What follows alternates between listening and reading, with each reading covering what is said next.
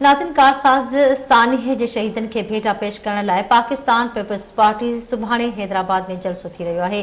सक़ाफ़त खाते जे सूबाई वज़ीर ज़ुल्फ़िकार शाह ऐं मेयर हैदराबाद काशिफ़ ख़ान शोरो जलसागाह पहुची इंतज़ामनि जो जाइज़ो वरितो। रिपोर्ट करे रहियो आहे जहांगीर सैरो। जी असीं इन वक़्तु मौजूद आहियूं हटड़ी बाईपास ते, जिते पाकिस्तान पीपल्स पार्टी सानिया कारसाज़ जे शहीदनि खे भेटा पेश करण जे लाइ हिकु तमामु वॾे जलसे जो इनकाद करे रहियो आहे।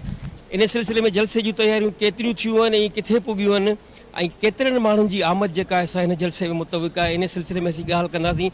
असां सां सक़ाफ़त खाते जा वज़ीर मौजूद आहिनि सैयद ज़ुल्फ़िकार अली शाह साहब, उन्हनि सां ॻाल्हि ॿोल कंदासीं। उनखां अलावा मेयर हैदराबाद काशिफ़ ख़ान असां सां गॾु मौजूद आहिनि, उन्हनि खां पुछंदासीं त जलसे जूं तयारियूं कहिड़ी रीति हली रहियूं आहिनि। हर साल कारसाज़ जे असांजे शौहदानि जी यादि में हे जलसो मुनक़िद थींदो आहे। कॾहिं हैदराबाद या कॾहिं कंहिं ॿिए हिसे में रखियो वेंदो आहे। ऐं सम्झां थो त हिते लखनि जी तादाद में माण्हू ईंदा। जीअं हमेशह हैदराबाद चेयरमैन बिलावल भुट्टो खे हमेशह इज़तूं ॾिनियूं आहिनि। तव्हां हींअर ॾिसो था त मेयर बि असांजो ई चूंडियो आहे काफ़ी अरसे खां पोइ।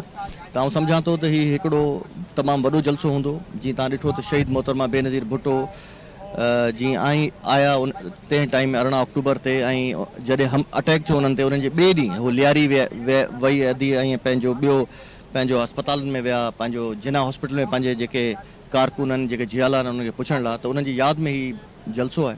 ऐं सम्झां थो हिते अवाम तमामु भरपूर शिरकत कंदी ऐं लखनि जी तादाद में माण्हू हूंदा।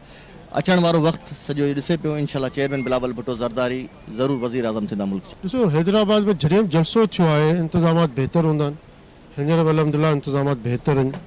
सुभाणे खां ॾींहं ताईं तव्हां ॾिसी रहिया आहियो कमकार हली रहियो आहे, कंप्लीट थी वेंदो।